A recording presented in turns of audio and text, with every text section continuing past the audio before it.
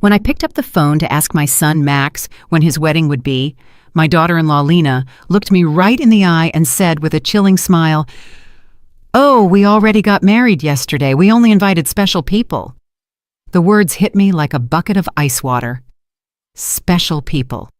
I, who for 3 years had paid their monthly rent of $500, bought every piece of furniture in their house, and filled their refrigerator when they had nothing to eat. I was not a special person. I stood there in the living room of my own house, holding the phone as if it weighed 1,000 pounds, watching my son avoid my gaze while Lena made herself comfortable on the sofa I had bought for them. The pale pink dress I had picked out for her wedding hung uselessly in my closet, along with the new shoes and the illusion of being part of the most important day of my only son's life.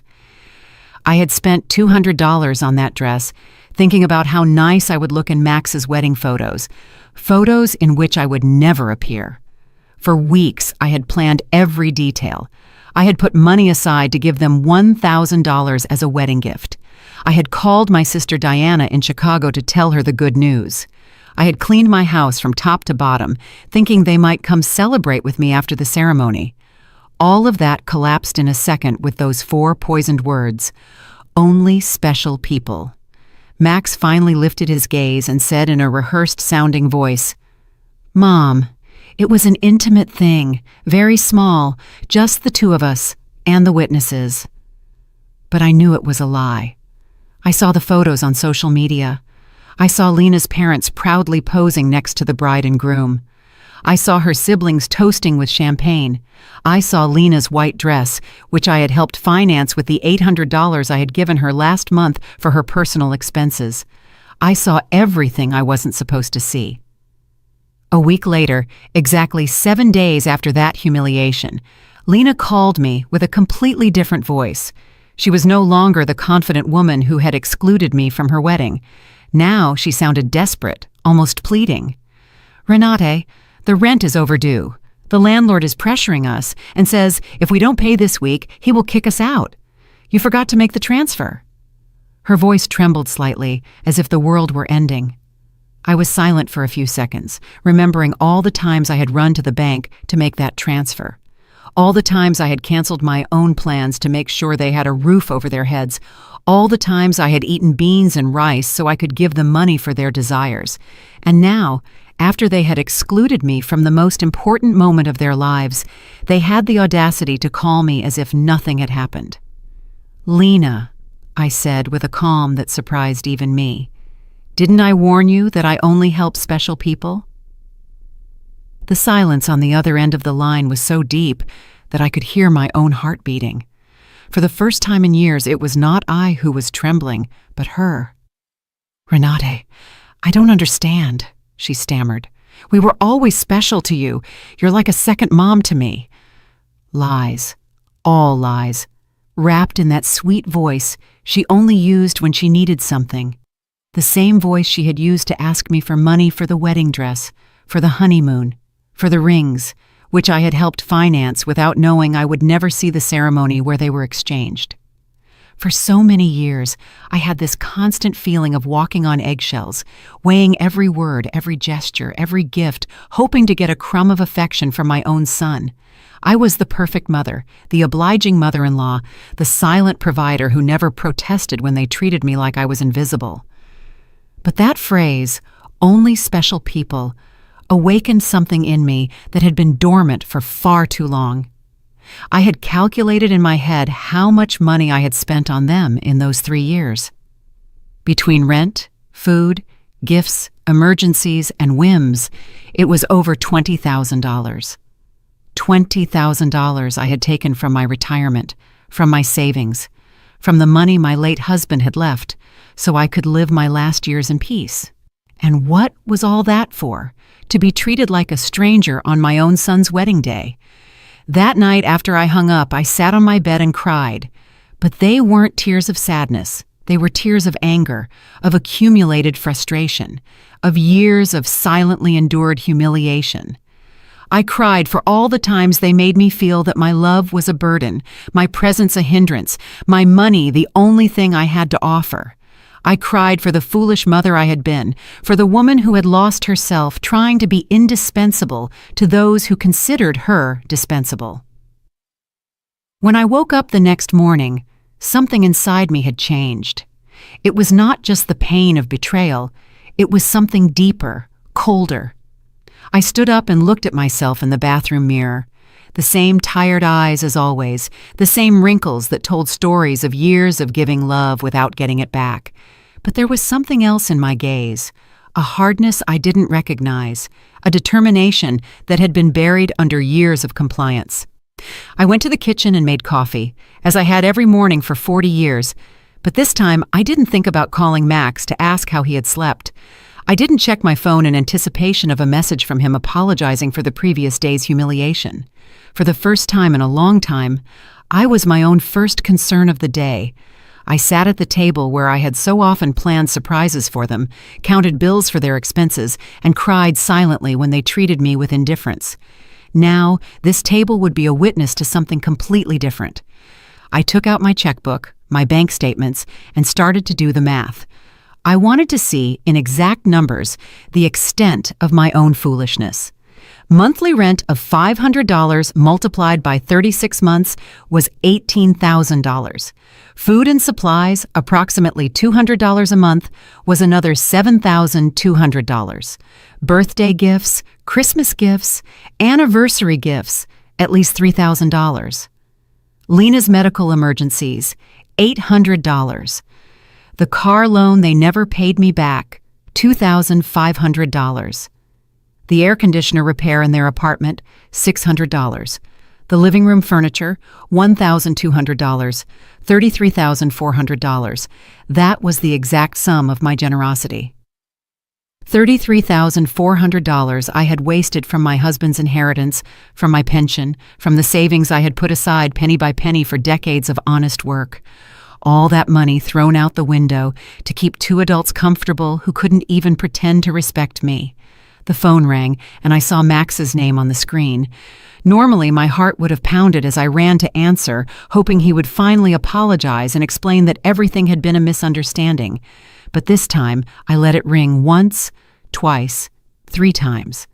Finally, it fell silent, and I continued drinking my coffee as if nothing had happened. 10 minutes later, it rang again. This time, it was Lena. I let it ring too. Then a text came from Max. "Mom, please answer. We need to talk." I deleted the message without replying. At 2 o'clock in the afternoon, I decided to go for a walk. I hadn't done that in months without a specific purpose, without an errand related to them. It was always the bank for transfers, the supermarket to buy them something they needed, the pharmacy for Lena's medications. Today, I went for a walk just because I wanted to. I walked past the park where I had often taken Max as a child. I remembered that sweet boy who hugged me tight and said I was the best mom in the world. When had he become this man who treated me like an ATM with feelings? When did I start confusing love with money? When did I start to believe I had to buy my own son's affection?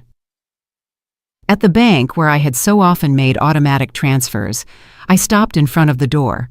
The branch manager, Mr. Klein, saw me through the glass and waved. I had known him for years. He had processed every one of my transfers to Max and Lena. He had watched my account drain month after month to fill theirs. I went inside and walked directly to his office. "Mr. Klein," I told him, "I need to cancel the automatic transfers I have programmed." He looked at me, surprised. For 3 years, these transfers had been as regular as the sunrise. "Are you sure, Mrs. Richter? Did something happen?" His concern was genuine, more genuine than any interest Max had shown in me in recent months. "What happened is that I finally opened my eyes," I replied. "I want to cancel everything, and I also want information on how to protect my accounts. I don't want anyone else to have access to my money." While Mr. Klein processed the cancellations, my phone didn't stop ringing. Max, Lena, Max again. It was as if they had developed radar to detect when their source of income was in danger. I turned the phone off completely. "Mrs. Richter," Mr. Klein said as he handed me the papers. "I apologize for intruding, but in all these years, I have seen you be very generous with your family. I hope you are not being pressured to make these changes." His words touched me deeply. This man, who barely knew me beyond bank transactions, showed more genuine concern for my well-being than my own son. "I'm not being pressured, Mr. Klein. On the contrary, I have finally stopped pressuring myself." When I left the bank, I felt strangely light, as if I had left an enormous burden in that office. For the first time in years, my money was entirely mine. I had no financial obligations to people who saw me as a resource instead of a person.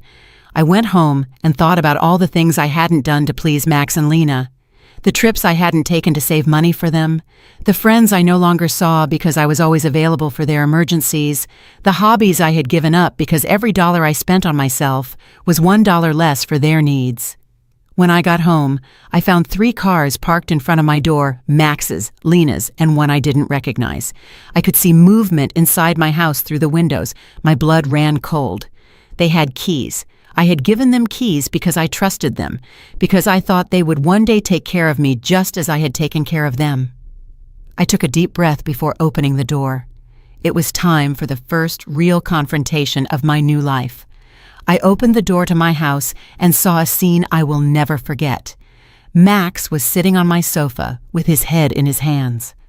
Lena was pacing back and forth like a caged animal, and an older man I didn't know was going through papers on my dining table. My papers, my personal documents. "What is happening here?" I asked in a voice that sounded louder than I expected. All 3 of them looked at me as if I were the intruder in my own house. Lena was the first to speak, and her voice had that desperate urgency I had already heard on the phone. "Renata, thank God you're here. We need to talk. Mr. Fisher is from the law firm we consulted about your situation." "My situation?" The question came out of my mouth with a calm that surprised me. "What situation? I'm doing perfectly fine." Max finally lifted his head and looked at me with those eyes that once belonged to an innocent child and now only reflected financial panic. "Mom, we went to the bank and they told us you canceled all the transfers. Mr. Klein explained that you also blocked our access to your accounts. We don't understand why you did that." Mr. Fisher, a man in his 50s in a gray suit and a smile that didn't inspire confidence, approached me with an outstretched hand. "Mrs. Richter, I am Dr. Fisher, a family law attorney. Your children are concerned about your mental well-being and have asked me to assess the situation." I didn't shake his hand. Instead, I went directly to my dining table and collected all my documents that he had been reviewing without my permission. "These are my private papers. You have no right to look at them without my consent." "Mom," Max interjected with that condescending voice he had perfected in recent years, "we're worried about you. Your behavior has been very strange lately. First, you financially cut us off without an explanation. Then you don't answer our calls. We think you might need professional help." Lena approached and tried to take my hand with that fake tenderness she reserved for moments when she needed something. "Renate, honey, we know you're under a lot of stress. Maybe the loneliness is affecting you more than you think. At your age, episodes of confusion are normal." The word confusion echoed in my head like an alarm bell. Now I understood why they had brought the lawyer. It wasn't about helping me. It was about declaring me mentally incompetent and taking control of my finances. The same woman who had told me they only invited special people to their wedding was now treating me like a senile old lady. "I am not confused," I said with a firmness that silenced everyone. "I am clearer than I have been in years, and you are going to leave my house right now." Mr. Fisher interjected with that professional voice lawyers use when they want to sound reasonable. "Mrs. Richter, I understand you feel overwhelmed, but your children have a right to intervene if they believe your ability to make financial decisions is impaired. They have documented several concerning behaviors." Concerning behaviors. The laugh that came from my throat was hoarse, almost cruel. Like what? Deciding that my money belongs to me? Deciding to no longer finance the lives of 2 adults who treat me like trash? Lena jumped up as if I had slapped her. "We never treated you badly. You are part of our family. Everything you have will belong to us one day anyway. We are just speeding up the process." There was the naked, unvarnished truth. Everything I had would one day belong to them. In their minds, I was already dead and they were just collecting their inheritance in advance. It didn't matter if I had 70 years or 70 days left. To them, I was just an ATM with legs that had become problematic. "Out," I said, pointing to the door. "All three of you get out of my house." Max stood up with that angry, childlike face he made when he didn't get his way. "Mom, we can't just leave. We have obligations. The rent, the car payments, the credit card you co-signed for. You can't just cut us off from one day to the next." "I can't?"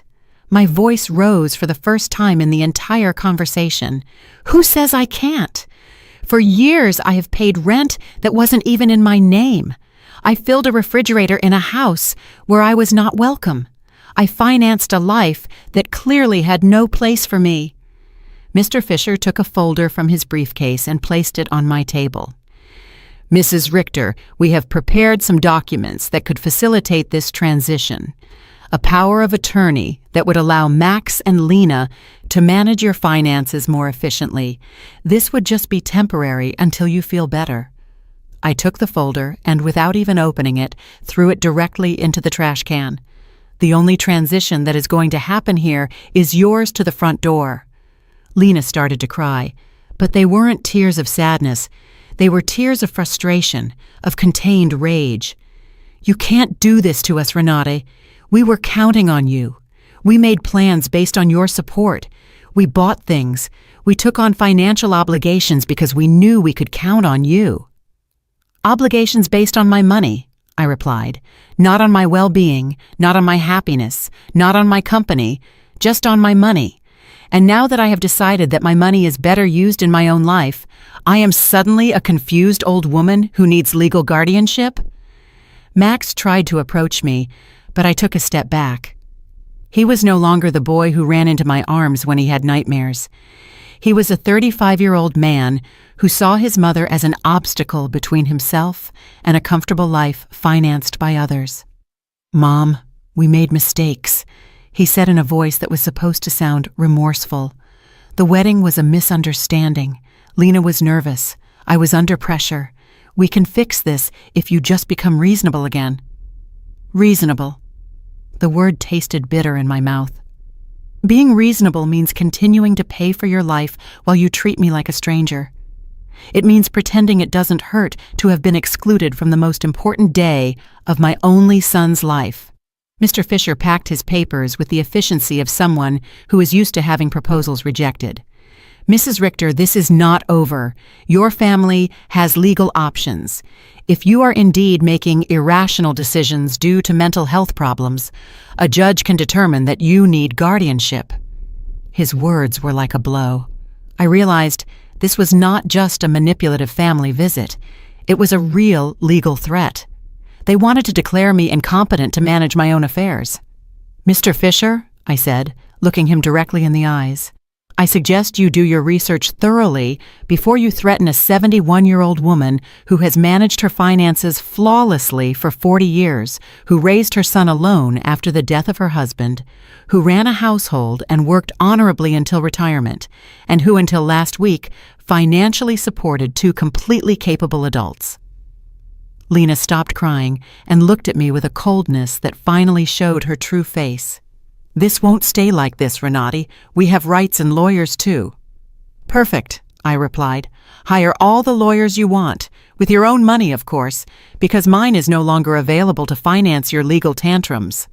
The three of them walked to the door with the wounded dignity of people who are not used to being told no. Before he went out, Max turned to me one last time. "Mom, this is going to end very badly for you. You're going to end up alone, with no one to take care of you when you really need it." "Max," I said with deep sadness, but also with crystalline clarity, "I am already alone. The difference is that now it's by my own choice, not by your neglect." As I closed the door behind them, I stood in my living room, surrounded by the most beautiful silence I had heard in years. It was the silence of freedom. That night, I couldn't sleep, but not out of sadness or regret, but out of adrenaline from having reclaimed control of my own life. I lay awake in bed, planning my next steps like a general preparing for a battle. If Max and Lena wanted to fight, I would give them a war. But it would be a war I would fight with intelligence, not with emotion. At 6 o'clock in the morning, I was already dressed and ready to go. My first stop was the office of attorney Mr. Weber, a man I had met years ago when I was handling my husband's will. Unlike Mr. Fisher, whom Max and Lena had brought, Mr. Weber had an impeccable reputation and specialized in protecting the rights of the elderly. "Mrs. Richter," he told me as I explained the situation, "what your children tried to do yesterday is more common than you think. It's called elder financial abuse, and it's a federal crime. The fact that they entered your house without permission and reviewed your private documents also constitutes a violation." His words both calmed and worried me. They calmed me because they confirmed I wasn't crazy, that what had happened was truly abusive. They worried me because I realized the situation was more serious than I had thought. "We have to document everything," Mr. Weber continued. "Every transfer, every gift, every time they pressured you for money. We will also change your will to protect your assets from future manipulation attempts." We spent 3 hours reviewing my financial records. Mr. Weber whistled when he saw the total sum: $33,400 in 3 years. "Mrs. Richter, with this money, you could have lived comfortably, traveled, and enjoyed your retirement. Instead, you completely financed the lives of 2 adults who didn't even respect you enough to invite you to their wedding." When I left Mr. Weber's office, I had a complete plan. First, I would change all the locks on my house. Second, I would install a security system with cameras to protect myself from future surprise visits. Third, I would open a new bank account at a different bank where they had no contact. And fourth, I would start living the life I had postponed for years. My next stop was the hardware store. The owner, Mr. Summer, had known me for years because I was always buying things to fix Max and Lena's apartment. This time was different. "Mrs. Richter, what brings you here today? Another emergency with your son?" he asked with the familiarity of a person who had silently witnessed my wasted generosity. "No, Mr. Summer. This time it's for my own house. I need to change all the locks, and I want them to be of the best quality." He looked at me, surprised, but asked no questions.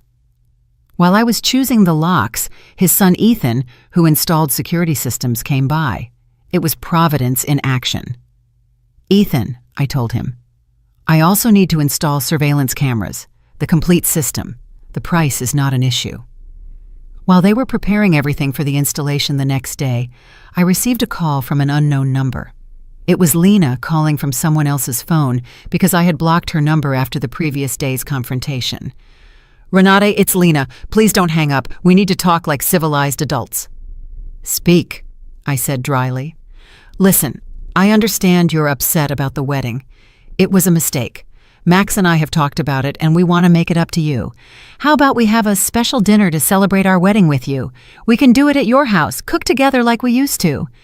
The manipulation in her words was so obvious that I almost had to laugh. "Lena, how much rent do you owe exactly?"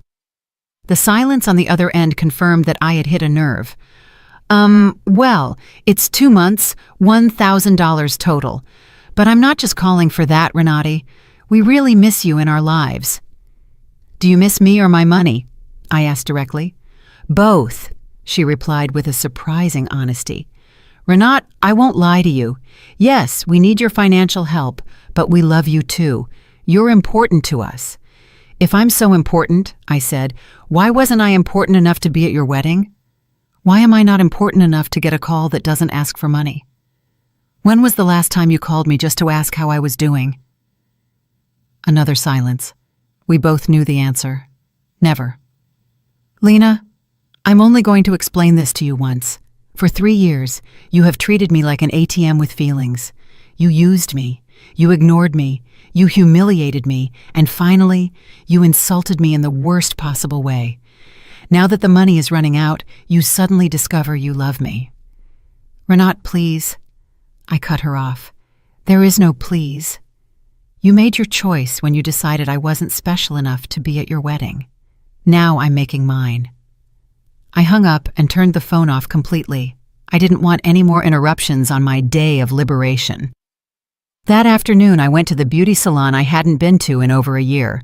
I always canceled my appointments because Max or Lena needed something urgent, or because the money I had set aside for myself became an emergency for them. "Mrs. Richter?" my favorite hairstylist Cynthia called out. "What a surprise! I thought you had forgotten us." "I didn't forget you, Cynthia. I just forgot that I also deserve to be pampered."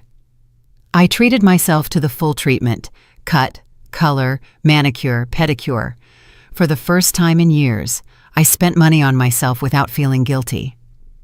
While Cynthia worked on my hair, she told me about her life, her children, her dreams. It was refreshing to have a conversation that didn't revolve around Max and Lena's needs. "You look beautiful, Mrs. Richter," she said when she was done. "But more than that, you look free. Did something good happen?" "Yes, Cynthia. I finally learned to say no." When I got home that afternoon, there was a car in front of my door that I didn't recognize. My heart raced for a moment, thinking Max and Lena might have come back with reinforcements. But as I got closer, I saw an older woman sitting on the steps of my porch. "Mrs. Richter?" she asked as I got out of the car. "Yes, that's me. Can I help you?" "I'm Eleanor Brooks. I live next door. We've been neighbors for years, but we've never had a chance to talk. Yesterday I heard very loud voices in your house, and I got worried. Is everything okay?" Her sincere concern touched me deeply. Here was a stranger who showed more interest in my well-being than my own son. "Come in, Mrs. Brooks. I'll make you a coffee, and I'll tell you a story you won't believe."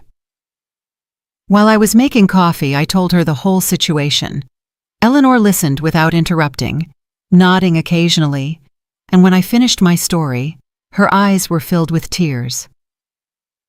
"Mrs. Richter," she said, "you did the right thing. I went through something similar with my daughter 5 years ago. I also thought it was my duty to finance her adult life. I also believed they wouldn't love me if I didn't give them money. What happened? I cut off the money when I realized they only called me when they needed something. At first it was terrible.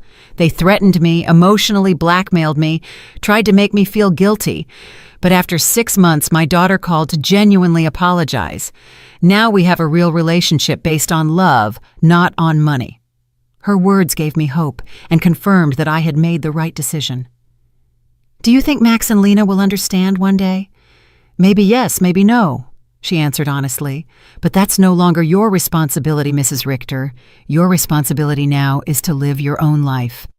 That night, for the first time in 3 years, I went to bed without worrying about whether Max and Lena had money for rent, for food, for their whims. I went to bed thinking about myself, my plans, my future, and I slept better than I had in years. The next day, Ethan and Mr. Summer came at 8 in the morning to change the locks and install the security system. While they worked, my phone didn't stop ringing from unknown numbers. Lena was still trying to contact me from different phones, but I had developed a new skill: completely ignoring calls that didn't suit me. "Mrs. Richter," Ethan said as he installed the cameras, "this system will give you absolute peace of mind. You can see from your phone who is coming to your house, even when you're not here. And if someone breaks in without permission, an alert is automatically sent to the police." The irony was not lost on me. I was installing a security system to protect myself from my own son, but it didn't hurt as much as it used to. It was simply a practical measure to maintain my newfound peace. While they were working, I decided to do something I hadn't done in years: call my sister, Diana, in Chicago.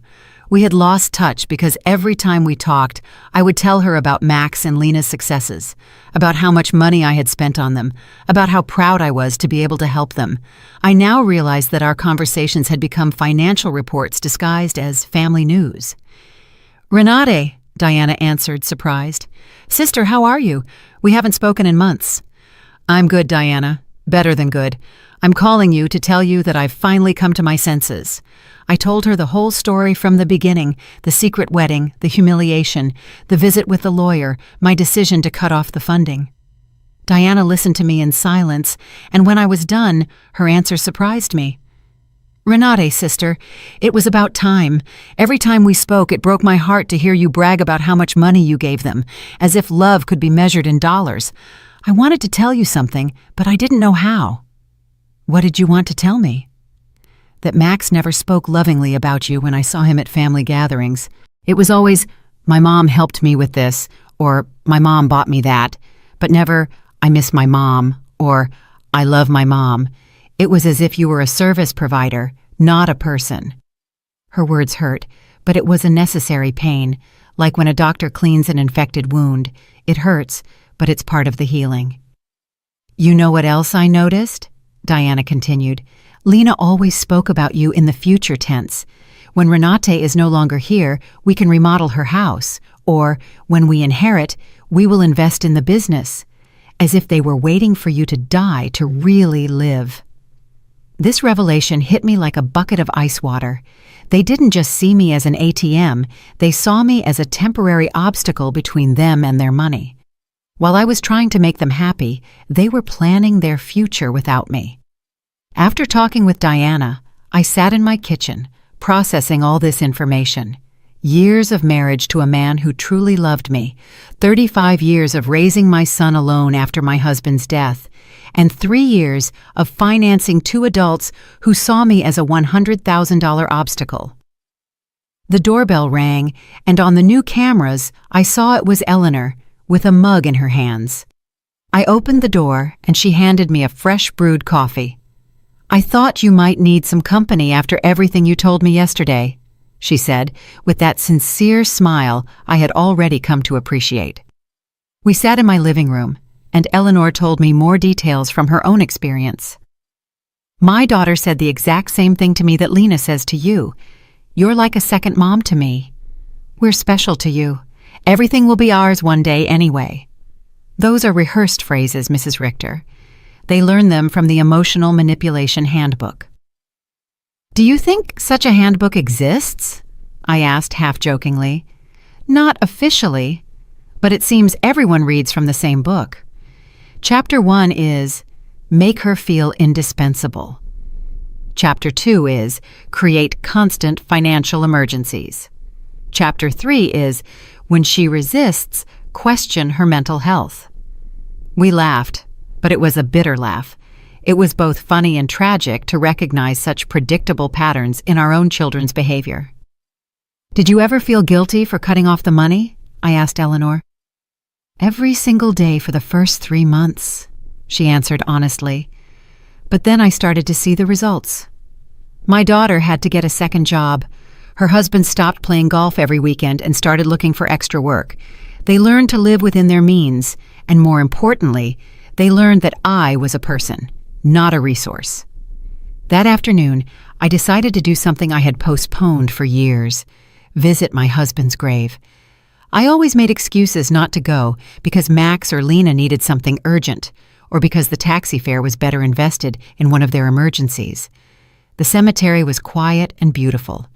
Robert's grave looked a bit neglected because I hadn't been there to clean it in months. I sat on the grass next to his headstone and talked to him as if he were alive. Robert, my love, I think I lost myself for a while. After you left, I put all my energy into Max. I wanted to be the best mother in the world, thinking somehow he would grow up without a father. But I think in the process, I forgot to be myself. The wind blew gently, and for a moment, I felt like he was listening to me. Our son has become someone I don't recognize. Or maybe he was always like this and I didn't want to see it. His wife is, well, you know how she is. The money you left for me to live peacefully, I spent it taking care of them. But not anymore, my love. I have learned.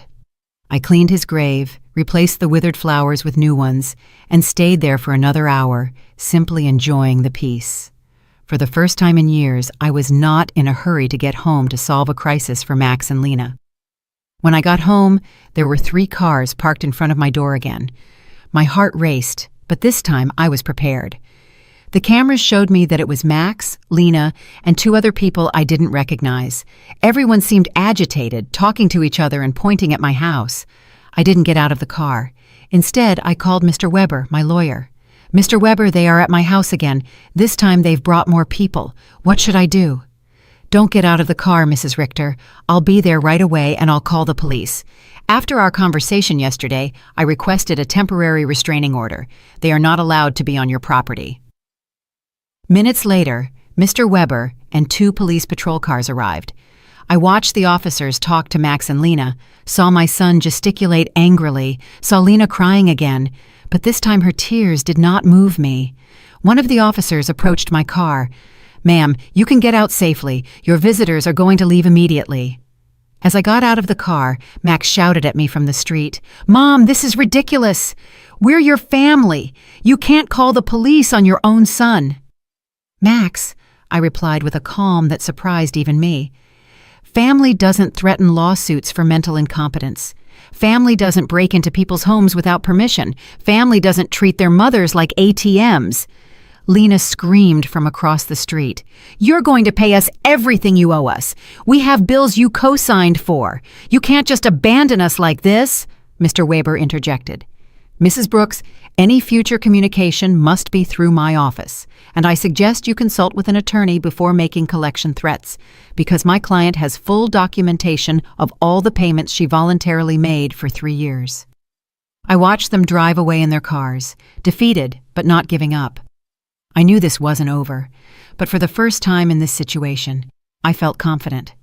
I had professional help. I had emotional support from Eleanor. And more importantly, I had mental clarity about what was right and what was wrong. That night, Eleanor invited me to her house for dinner. I met her daughter, who was visiting, and I was able to see with my own eyes what a healthy family relationship looked like. They spoke respectfully to each other, asked sincerely about each other's lives, and laughed together. The daughter didn't ask for money once the entire evening. "I wanted that with Max, too," I confessed to Eleanor after her daughter had left. "And maybe you'll get it one day," she replied. "But first, he has to learn that you are a person who deserves respect, not just a source of income." For the first time in weeks, I went to bed feeling hopeful about the future. The next few days were strangely peaceful. The surveillance cameras showed me that Max and Lena were driving past my house several times a day. Sometimes slowly, sometimes they parked for a few minutes, but without getting out. It was as if they were studying my routine, looking for the perfect moment for their next move. Mr. Weber had advised me to document every one of these visits, so I kept a detailed log with the date and time. "Their persistence will work in our favor," he had said. "Every time they show up after we've told them not to approach, it strengthens our case for a permanent restraining order." On Friday morning, I was calmly having breakfast when the doorbell rang.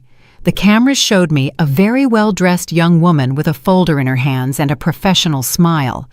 I didn't recognize her, but something about her posture told me it was not a social visit. "Good morning, Mrs. Renati Richter," she said as I opened the door. "I am a social investigator from the Office of Senior Services. We have received a report that you may be in an at-risk situation and we need to conduct a wellness check." My blood ran cold. Max and Lena had escalated the situation. It was no longer just threats from private lawyers. Now they had involved the government. "Can I see your ID?" I asked, trying to stay calm. "Of course." She showed me an official ID that looked genuine.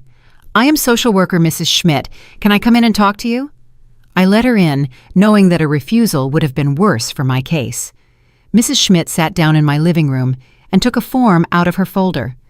"Mrs. Richter, we have received reports that you have shown significant changes in your financial behavior, that you have cut off communication with your family, and that you have shown signs of paranoia by installing unnecessary security systems. We were also told that you have refused medical and legal help from your loved ones." Every word had been carefully chosen to make me sound like a mentally disturbed old woman. I recognized Lena's handwriting in the wording. She had always been skilled at manipulating words to get what she wanted. "Miss Schmidt," I said with all the dignity I could muster, "I would like to call my lawyer before answering any questions." Ma'am, this is not a legal interrogation. It's a wellness check. If you have nothing to hide, it should not be a problem to speak with me. The phrase, "if you have nothing to hide," infuriated me. It was the same logic abusers used to justify their invasions. If you're innocent, you shouldn't complain about your privacy being violated. Miss, I'm calling my lawyer. You can wait here or come back another day, but I will not answer any questions without legal representation present. I called Mr. Weber, and he was there within 20 minutes. When he came in and saw the social worker, his expression hardened.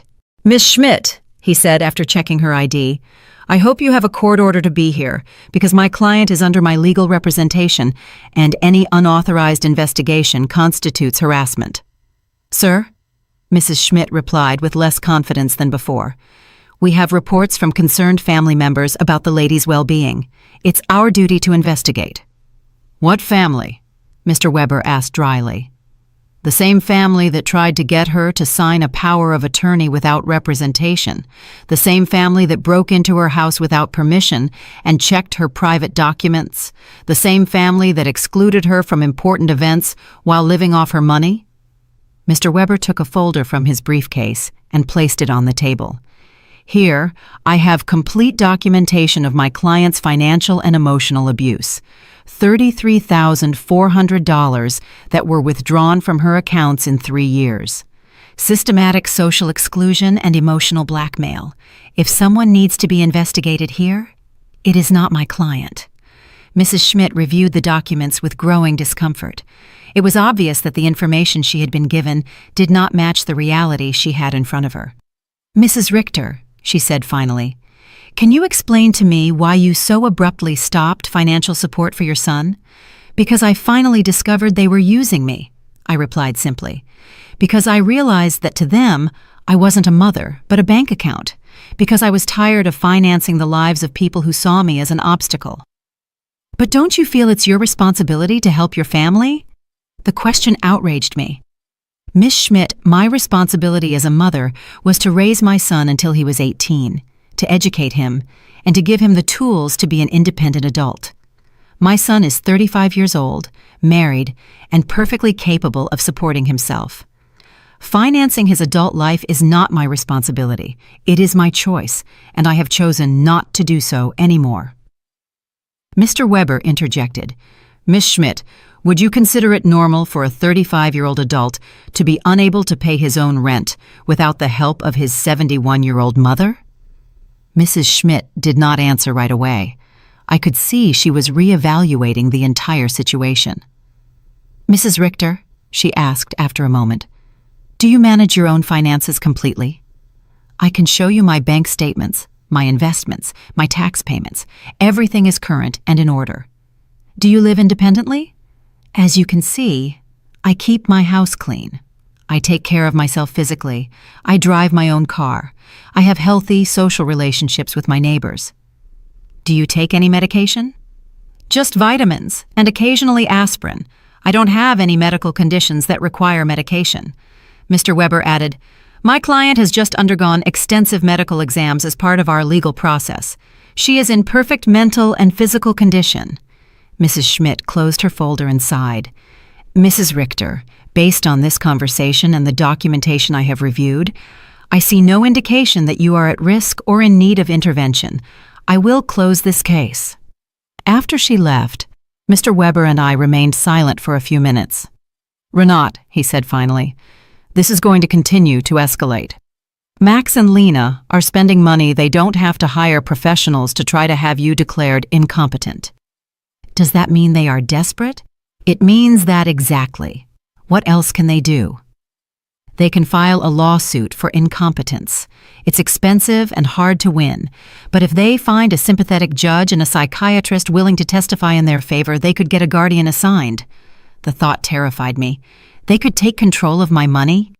"They could try, but we have solid evidence that you are completely competent and that they are motivated by greed and not by genuine concern." That afternoon, I called Diana to vent. "Sister," she said after hearing my story, "do you notice how far they are willing to go for money?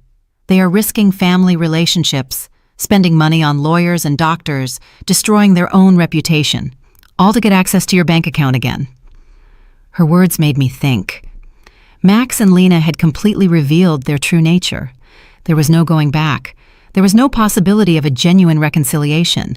To them, I had never been a mother or a respected mother-in-law. I had always just been money on legs.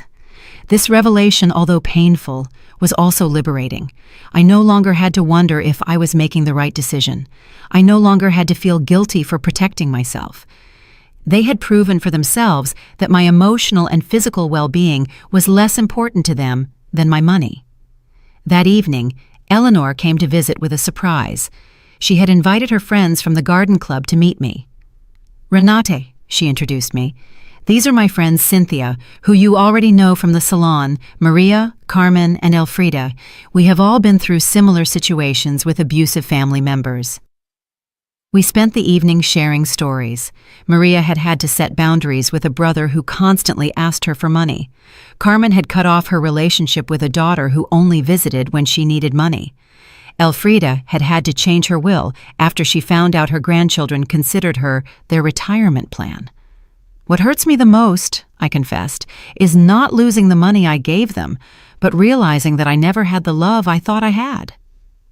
"Renate," Elfrida said with the wisdom of her 80 years, "true love cannot be bought or sold.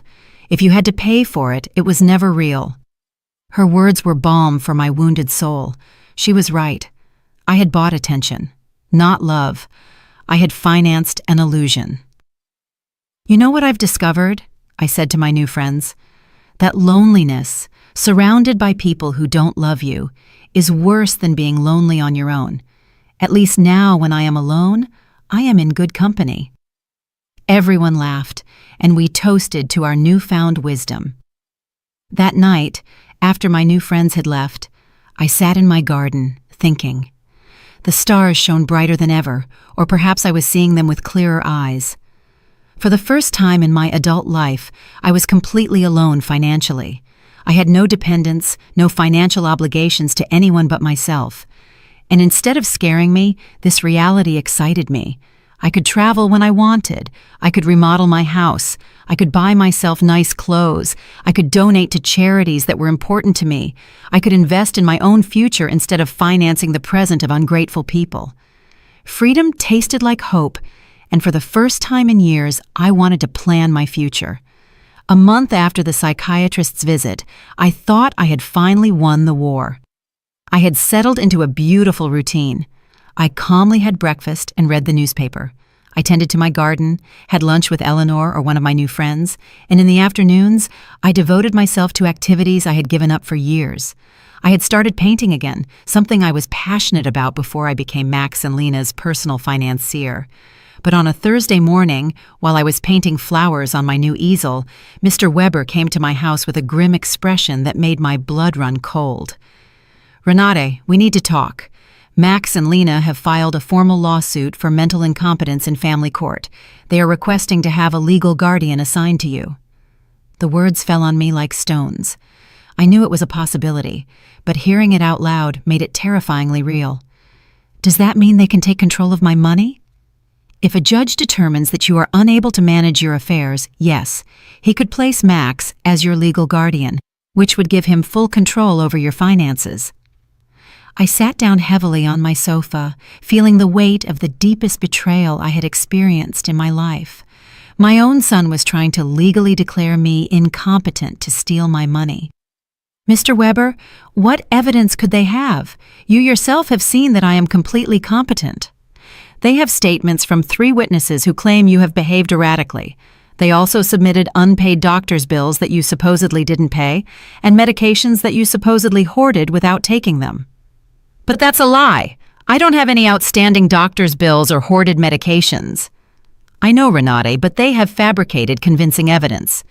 They also have the statement from Dr. Lehman, who states that you refused to cooperate with a psychiatric evaluation, which they interpret as proof of mental decline." The manipulation was diabolical. They had turned my refusal to undergo an unnecessary exam into proof of a mental illness. They had used my instinct to protect myself from them as proof that I needed protection. "Who are the 3 witnesses?" Mr. Weber looked through his documents. Lena, of course, a neighbor named Mr. Davis, and someone who claims to be your pharmacist, Mr. Green. Mr. Davis was the neighbor across the street, an unpleasant man who had always had problems with me because my friends sometimes parked in front of his house. Mr. Green was indeed my pharmacist, but I didn't understand what he could have against me. I need to talk to Mr. Green, I told Mr. Weber. Something's not right. We went to the pharmacy together that afternoon. Mr. Green received me, surprised and nervous. Mrs. Richter, it's good to see you. How are you? Mr. Green, I was told you signed a statement saying I show erratic behavior with my medications. His face turned red as a tomato. Mrs. Richter, your daughter-in-law came in a few weeks ago and asked about your medications. She said she was worried because you were acting strangely. And what did you tell her? I explained to her that you only buy vitamins and occasional aspirin, that you don't have any regular medical prescriptions, but she insisted that this was proof that you weren't taking adequate care of your health. Mr. Weber interjected. Mr. Green, did you sign a paper? She brought a document that said I was confirming that Mrs. Richter had irregular medication purchases. I thought it was for her health insurance or something. I didn't know it was for a lawsuit. My own pharmacist had been tricked into signing something he didn't fully understand. Lena's manipulation knew no bounds. Mr. Green, I said, I need you to write a statement explaining exactly what happened and clarifying that I have no problems with medications. Of course, Mrs. Richter, I am terribly sorry for this misunderstanding. After the pharmacy, we went to confront Mr. Davis. When we knocked on his door, he received us with obvious hostility. What do you want, Mr. Davis? Mr. Weber said. I understand you signed a statement about my client's behavior. And you're right, I did. That woman is crazy. She's been acting strange for weeks. Can you be more specific about the behaviors you observed? Installing cameras as if she lived in a war zone, having strangers visit all the time, yelling at her family in the street. I realized Mr. Davis had taken everything out of context. The cameras had been installed for protection. The strangers were my new friends. The yelling was me defending my house from Max and Lena's invasions. Mr. Davis, I said, do you know why I installed the cameras? No, and I don't care. To protect myself from my son and daughter-in-law, who broke into my house without permission and threatened me. That's what a crazy person would say, he replied cruelly. There was no way to reason with him. His statement was based on superficial observations, maliciously interpreted. That evening, Mr. Weber and I sat down to plan our defense. Renate, we need our own psychiatric evaluation. I have a colleague, Dr. Moore, who is an expert in assessing mental capacity. She can officially confirm that you are completely competent. What if Max and Lena have bribed the judge? What if none of this matters because they have already decided to declare me incompetent? Renate, the legal system is not perfect, but it's not completely corrupt either. We have solid evidence of your mental competence and their financial motivations. We are going to fight this. The next day, I went to my appointment with Dr. Moore. She was a woman in her 50s with kind but astute eyes. Mrs. Richter, I'm going to ask you a series of questions and tests to assess your mental capacity. Take your time and answer honestly. For 2 hours, she asked me questions about my memory, my reasoning ability, my financial understanding, my emotional health. She also gave me cognitive tests and asked me to solve mathematical and logical problems. Mrs. Richter, she said at the end, your results are well above average for your age. You are not only mentally competent, but your cognitive function is excellent. Doctor, why do you think my family is doing this? Based on what you've told me and the documents I've reviewed, this seems to be a classic case of elder financial exploitation. Unfortunately, it's more common than people think. I left the consultation feeling validated, but also sad. The professional confirmation of my mental health was a relief, but it also confirmed that the lawsuit was real and necessary. That afternoon, Eleanor organized an emergency meeting with all our friends from the garden club. When I told them about the incompetence lawsuit, everyone was outraged. Renate, Maria said, we will testify in your favor. We have been with you for weeks, and anyone can see that you are doing great. Better than great, Cynthia added. You are clearer and stronger than many 40-year-old women I know." Elfrida, with her 80-year-old wisdom, took my hands. "Renate, my dear, what your children are doing is nothing new. For generations, greedy children have tried to declare their parents insane to get their money. But you have something many of these victims didn't have: documentation, legal support, and friends who can testify for you." Her words gave me hope. I was not alone in this fight. I had an army of strong women who had witnessed my transformation firsthand. "You know what the saddest thing about all this is?" I said. "That Max and Lena are willing to destroy any future possibility of reconciliation for money. Even if I were willing to forgive everything so far, there's no going back from this." "And maybe that's for the best," Cynthia replied. "At least now you know exactly who they are and you can act accordingly." That night, for the first time since this nightmare began, I really cried. Not out of sadness, but out of grief. I said my final goodbye to the son I thought I had, to the dream of a loving family, to the illusion that unconditional love was reciprocated. But something new also emerged within me, an iron determination not to let myself be stripped not only of my money, but also of my dignity and my freedom. The war had officially begun, but I was ready to fight. The trial came 3 weeks later. I woke up early, put on my best black suit, and looked at myself in the mirror with a determination I had never felt before. Today, not only my mental capacity would be judged, my dignity as a person, my right to live free from abuse, my value beyond my bank account would be judged. Mr. Weber came at 7 in the morning to go over our strategy one last time. "Renate, remember, the burden of proof is on them. They have to prove that you are incompetent. We just have to show that you are not." "And what if the judge is already biased?" "Judge Miller has a reputation for being fair. I researched his past cases, and he doesn't automatically favor families. He is dedicated to protecting the rights of the elderly." We arrived at the courthouse at 9 in the morning. In the hallway, I saw Max in a new suit that he probably bought for the occasion, and Lena dressed in black as if she were at a funeral. Maybe it was one, the funeral of our family relationship. When our eyes met, Max avoided my gaze, but Lena held my gaze with a coldness that confirmed that for her, this was just a business transaction. Their lawyer was an older, elegant man with the kind of confidence that comes from winning similar cases before. When he began his opening statement, his strategy was clear: to portray me as a confused old woman who had been manipulated by strangers to alienate me from my loving family. "Your Honor," he said in a solemn voice, "Mrs. Renate Richter has shown a clear mental decline in recent months. She has cut off all financial support for her family without a rational explanation.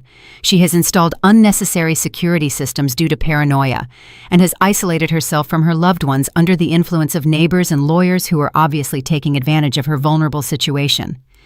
Every word had been carefully chosen to make my self-empowerment sound like dementia, and my freedom sound like external manipulation. Then they called their witnesses. Lena was the first to testify, and her performance was Oscar-worthy. She cried as she described how I had completely changed, how I had become hostile and paranoid, how I had isolated myself from the family that loved me. "Your Honor," she said in a trembling voice, "Renate has always been like a second mom to me. Seeing her mental decline has been devastating. We just want to help her get the care she needs." Lies, wrapped in convincing tears. When Mr. Weber cross-examined her, the cracks in her story began to become visible. "Mrs. Schuster, can you tell the court, when was the last time you called my client without asking for money?" Lena stammered. "Well, we always talked about many things. Can you give me a specific date?" "I don't remember exact dates." "Is it true that you and your husband got married without inviting my client?" "It was a very small ceremony." "Is it true that when my client asked about the wedding, you told her that you had only invited special people?" Lena's face turned red. Those words were taken out of context. What would be the right context to tell your mother-in-law that she is not a special person? She couldn't answer convincingly. Max was next. Seeing him on the witness stand, swearing to tell the truth while preparing to lie about my mental health, was one of the most painful moments of my life. This was the boy I had raised alone, the one I had dedicated my entire life to. My mom has always been very generous with us, he testified. But lately, she has become erratic and irrational. We believe she is being manipulated by people who are taking advantage of her. When Mr. Weber cross-examined him, the mask fell completely. Mr. Richter, how much money have you received from your mother in the last 3 years? I don't know the exact amount. Does $33,400 sound about right? Maybe. She's always been generous. And how many times have you visited your mother without asking her for money? The silence was deafening. Is it true that you and your wife broke into my client's house without permission and checked her private documents? We were worried about her. Is it true that you brought a lawyer to pressure her into signing a power of attorney? We wanted to help her manage her finances. Do you, at 35 years old, need the help of your 71-year-old mother to pay your rent? Max couldn't answer with dignity. Mr. Davis testified about my supposed erratic behaviors, but when Mr. Weber asked him for details, he admitted that he had never spoken to me directly and that all his information was based on superficial observations. Dr. Lehman testified that my refusal to undergo an evaluation was proof of mental decline. But Mr. Weber submitted the documentation of our evaluation with Dr. Moore, which completely refuted his conclusions. Then it was our turn. Mr. Weber first called Mr. Green, my pharmacist, who explained how he had been tricked into signing a statement that distorted my medication buying habits. Dr. Moore testified about my excellent mental state and presented the results of the cognitive tests, which had been flawless. Mr. Summer from the hardware store testified about my mental competence and explained that my decisions to cancel automatic transfers were completely rational and had been processed correctly. Eleanor and my friends from the garden club testified about my clarity, my newfound vitality, and my ability to maintain healthy social relationships.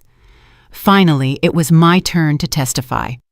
I stood up with dignity and walked to the witness stand, feeling the weight of 71 years of experience, of wisdom gained through pain, of strength discovered in adversity. Mr. Weber guided me through my testimony, letting me tell my whole story. The $33,400 spent in 3 years, the humiliation of being excluded from the wedding, the constant emotional manipulation, the violation of my privacy, the legal threats. Mrs. Richter, Mr. Weber finally asked, why did you decide to stop financial support for your son and daughter-in-law? Because I finally understood that what I was getting from them was not love, I replied in a clear, loud voice. It was a commercial transaction disguised as a family relationship. My money was welcome, but I, as a person, was not. Do you regret your decision? I only regret that it took me so long to make it. Max's lawyer tried to make me appear confused during his cross-examination, but I answered every one of his questions with clarity and precision. When he tried to imply that my new friendships had manipulated me, I explained to him that for the first time in years, I had relationships based on mutual respect and not on financial interest. In his closing argument, Max's lawyer insisted that I was a victim of external manipulation. Mr. Weber's rebuttal was devastating. Your Honor, what we have seen here is not the case of an incompetent old woman, but that of a woman who has finally found the strength to free herself from years of financial and emotional abuse. The plaintiffs have presented no real medical evidence of mental incompetence. What they have presented is frustration, because their source of income has decided to exercise her legal and moral right to protect her own resources. Judge Miller retired to deliberate for 2 hours that felt like 2 years. When he came back, his expression was serious but clear. After reviewing all the evidence presented, he began, it is obvious to this court that Mrs. Renate Richter is in full possession of her mental faculties. Professional psychiatric evaluations confirm her cognitive competence. Her financial decisions, as painful as they may be for her family, are completely rational and within her rights. My heart began to beat faster. Furthermore, the judge continued, the evidence suggests that this lawsuit is motivated by financial interest rather than by genuine concern for Mrs. Richter's well-being. The court completely denies the request for guardianship. I had won. I had not only won the lawsuit, but also my freedom, my dignity, my right to live free from the abuse of those who supposedly loved me. When we left the courthouse, I saw Max and Lena talking angrily with their lawyer. Lena gave me a look of pure hatred before she walked away. Max looked at me one last time, and for a second, I saw something that could have been regret, but it was already too late. That night, Eleanor organized a celebration at my house with all our friends. We toasted to justice, to freedom, to the sisterhood of strong women who support each other. Renata, Elfrida told me, today you didn't just win a trial, you won back your life. She was right. For the first time in years, the future was completely mine. I could travel, I could love, I could create. I could live without fear, without guilt, without manipulation. 3 months later, I sold my house and moved to a beautiful apartment near the city center. I donated half of my money to organizations that protect the elderly from family abuse. With the other half, I began to live the life I had always wanted. I traveled through Europe, took art classes, and joined volunteer groups.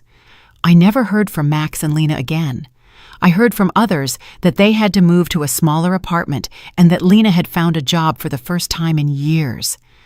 Perhaps the adversity would teach them what my generosity never could, the value of honest work and independence. Some nights, when I look at the stars from my new balcony, I think about the woman I was a year ago, fearful, manipulated, believing I had to buy love. That woman is dead, and in her place, someone has been born who has understood a fundamental truth. True love never has a price, and freedom is never too expensive. My name is Renate. I am 72 years old, and I have finally learned that the most important person I have to love and protect is myself. If you liked my story, you can support me by making a donation so I can write more stories. Thank you in advance. And you, what would you do in this person's place? I would love to hear your opinion, so please share it with me in the comments. I'm always curious about what you all think. And also write me where you heard this story. For more life stories like this, like the video, and subscribe to my channel. There are many other stories waiting for you. With heartfelt greetings until next time, M.